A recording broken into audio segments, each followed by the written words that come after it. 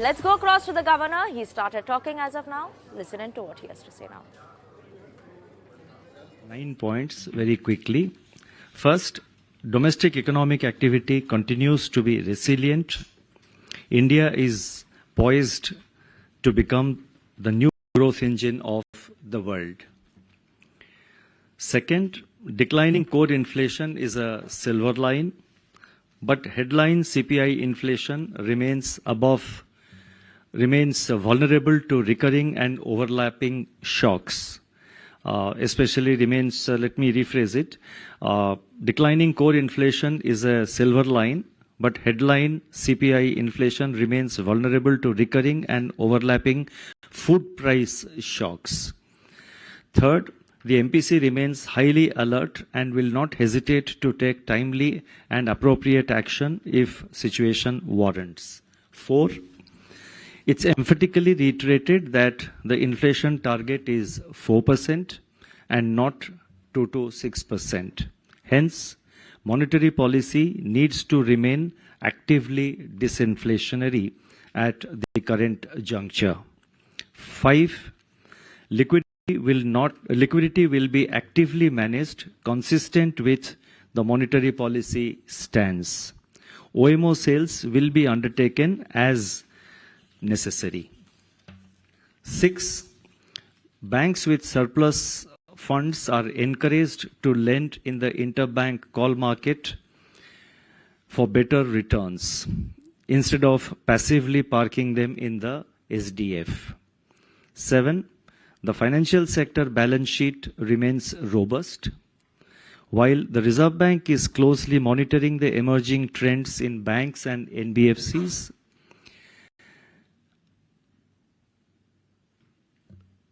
the financial sector balance sheet remains robust.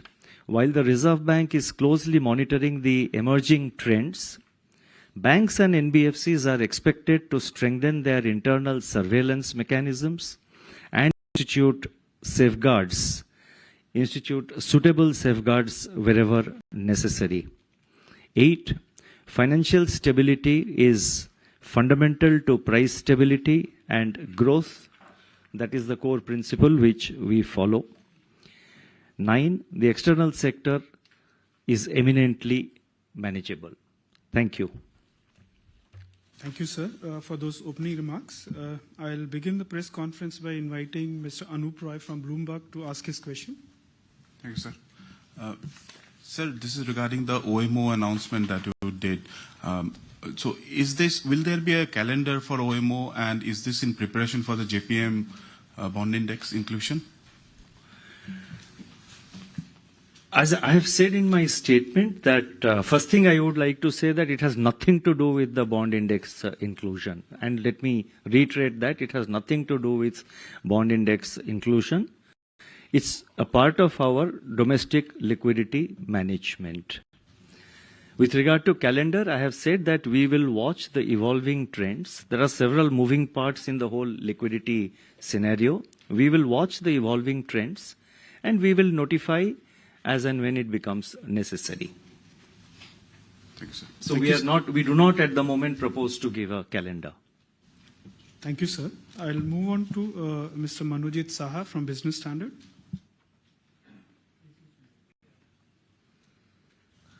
Good afternoon, sir.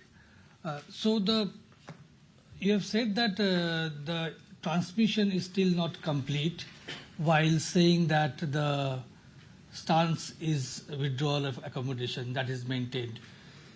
So do you expect banks, does RBI expect banks to further adjust their rates so that transmission is complete? And are you worried that a change to a neutral stance will dilute your resolve, will signal a dilution of your resolve to act on inflation? You see, a change of stance to neutral will be on table when the situation becomes so. At the moment, the monetary policy, the rate hike is still incomplete. I have given the numbers in my statement. We have increased the repo rate by 50 basis points, but it has not fully translated to either the deposit rates or the lending rates of the bank. There is still some distance to be covered. So we would expect that to, align with the increase in the repo rate. And so therefore, at the moment, the stance remains withdrawal of accommodation. But why OMO sales when liquidity is already in deficit? You expect the deficit, you have a figure in mind what kind of deficit you want to? Okay. I would request everyone to just stick to one question. So, you see, liquidity is not in deficit. The liquidity over the last 2 or 3 weeks went into a deficit mode mainly because of advance tax payments and GST payments. So therefore, what was a part of liquidity went as payments for GST and payments of advance tax last month in September. Advance tax was in the middle of September and GST was around 20th of September. So therefore, for those 2-3 weeks, the liquidity became very tight. But overall, if you see, the liquidity is surplus. We have announced withdrawal of 2,000 rupee notes, and 2,000 rupee notes we have so far got back about 3,43,000 crores, and only about 12,000 crores or so are left. And so 3,43,000 crores we have got back, of which of course 87% has come as bank deposits. The rest is, exchange of cash to other denominations across the counter. So there is a substantial amount of therefore liquidity which has built up because of withdrawal of rupees 2,000 notes. Government spending is also now picking up. The taxes came around 15th, 20th of last month. Government spending has picked up and will pick up. So therefore, that will also add a lot of liquidity in the system. And I have also said that in the festival season, the demand for currency will go up. So currency in circulation will go up. So that will sort of drain out some amount of liquidity. But overall, if you look at it, the liquidity liquidity is in surplus. So we have to be very watchful. That's why I have said we have to be active. There will be active liquidity management. We will be very watchful. The whole liquidity matrix has several moving parts. We will remain watchful and we will undertake whatever operations are required from time to time. OMO sales is one which we thought would be required. So therefore we have made a mention about it in my statement. Thank you. Thank you, sir. I'll request everyone to stick to one question. Maybe we can come back for a second question. So I'll move on to Ms. Lata Venkatesh from CNBC TV 18. Thank you. Is it working? Okay, thanks. So I have to stick to OMO again. When you say OMO intervention, as you say, you have not given us an idea whether you will do an OMO auction or what you have been doing all these days, some quiet screen-based buying. And what is the purpose? Is it that you want to react to the global yields and therefore, some kind of a bulwark? What is your trigger? Has it got anything to do with the way global yields are, 1 full percentage point higher? And more generally, as EM central banker, what are your fears and what are your tools when you see such a rise in yields? First point is that this will be done through an auction process and not through the NDS home platform. This will be an auction process. We will notify it and then we will undertake the auction. We will undertake the operation. That is the first part.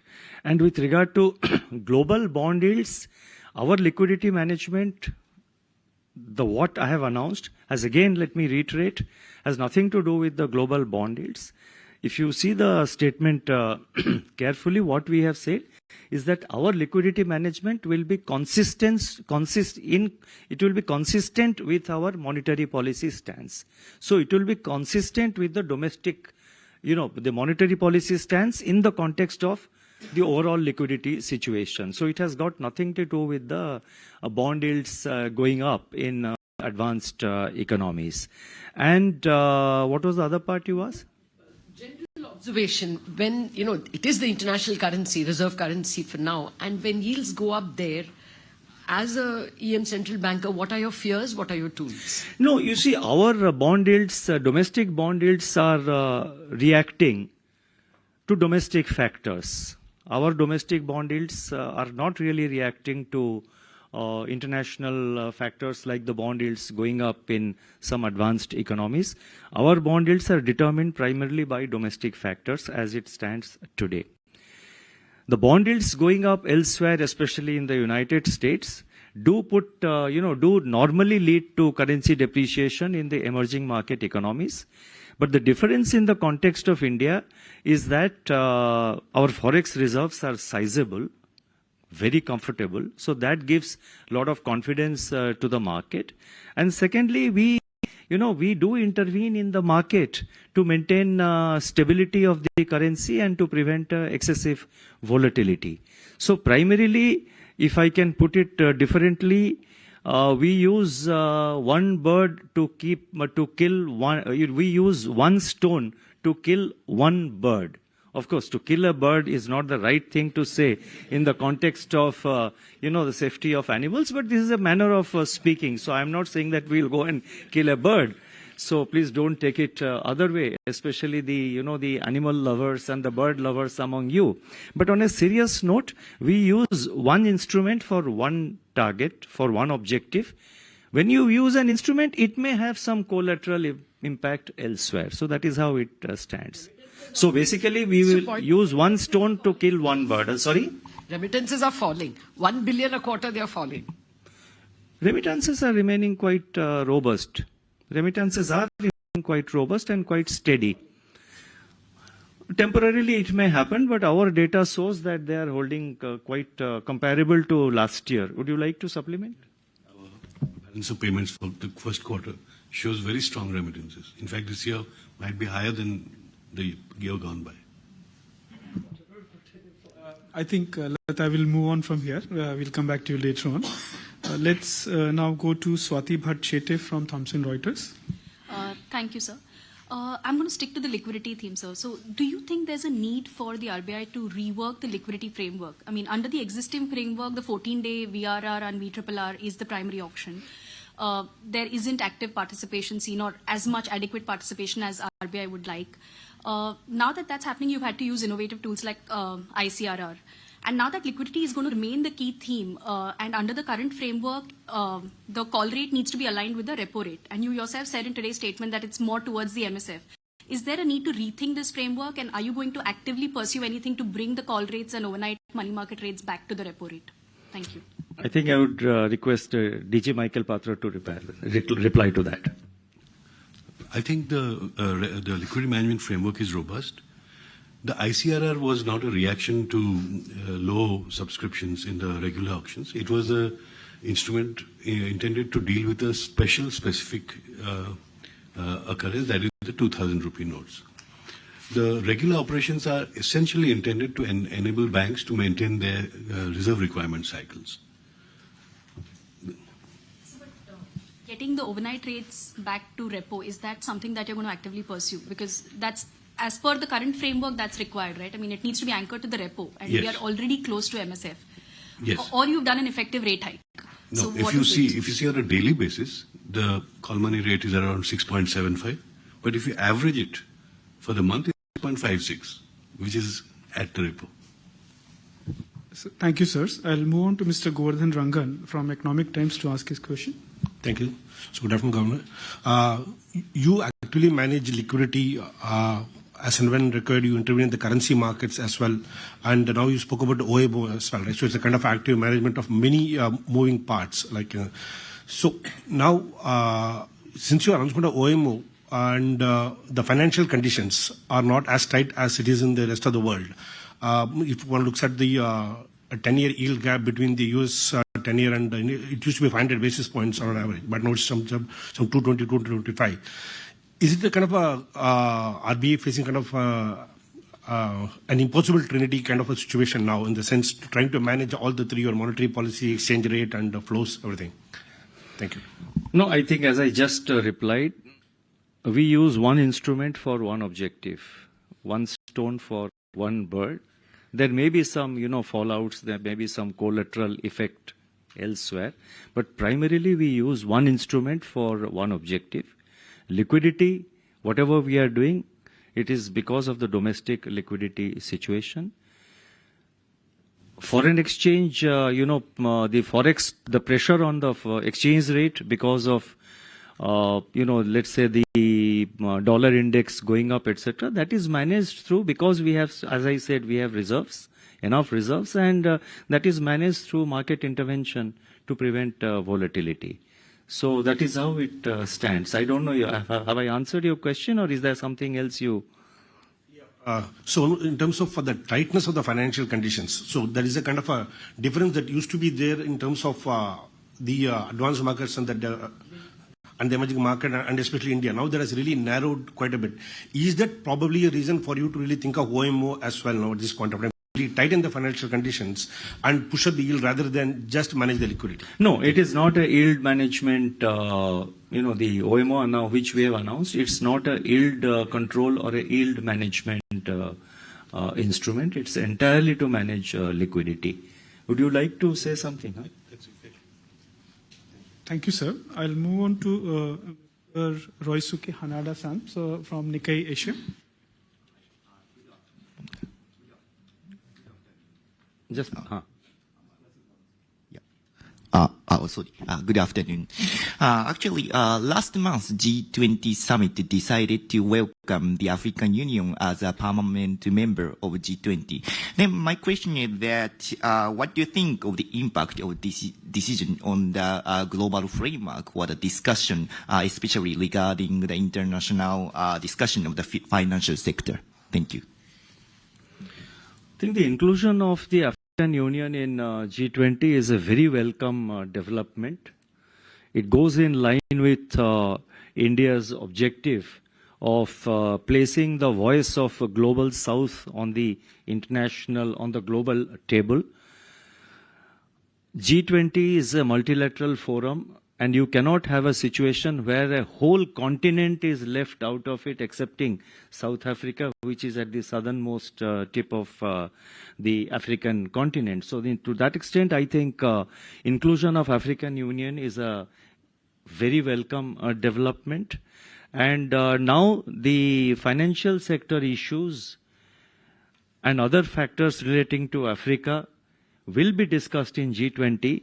Africa now gets a voice in the G20 forum to express the situation in Africa, in various African countries, and to express their priorities and their expectations from a multilateral forum like the G20. This very much in line with, not only India's priority, but also I think it's the international priority to have to listen to the voice of a large continent like Africa.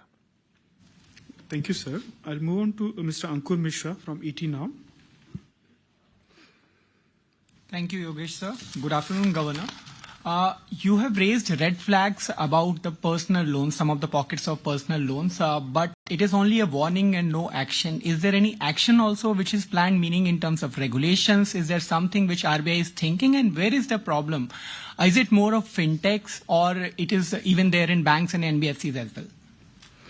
You see, I have said in my statement that the balance sheet of the financial sector, especially the banks and the NBFCs, they continue to be robust. All parameters. Look at any parameter with regard to banking, with regard to NBFCs, they are better. In fact, the GNPA figures of the banking sector, the unaudited figures which we have now got for end of June, looks even better. NBFC also are experiencing a similar situation.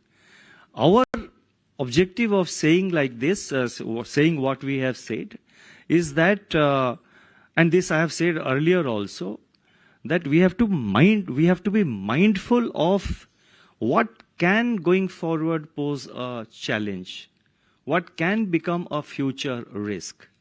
So in certain segments of retail credit, we saw high credit growth. So it is only to caution the banks to strengthen their internal surveillance systems, to watch the trends, and take whatever measures are required. And so far as the Reserve Bank is concerned, the Reserve Bank Supervision Department monitors it very intensively. But the first line of defense is the bank, and the NBFCs themselves. So it is to sensitize them about the credit growth which is happening and not lull them into any kind of complacency. This is in line with what I have been saying over the past few months. Thank you, sir. I'll move on to Mr. Ben Jose from PTI. So this is again on the personal loans that which you have flagged. You said if you look at the messages that you get SMSs, so the marketing messages that we get is mostly from the private sector banks and NBFCs. Your worry is about the banking system as a whole or the private sector and the NBFCs? So we are the regulator for the entire banking system.